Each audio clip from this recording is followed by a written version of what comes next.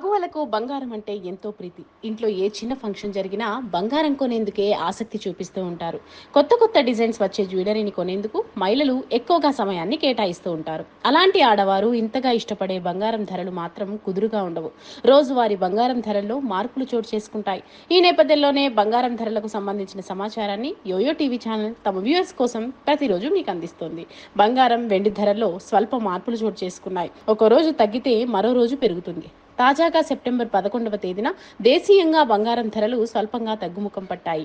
22 క్యారెట్ల 10 గ్రాముల బంగారం ధర 66,760 రూపాయలు ఉండగా, 24 క్యారెట్ల 10 గ్రాముల ధర 72,830 రూపాయల వద్ద ఉంది.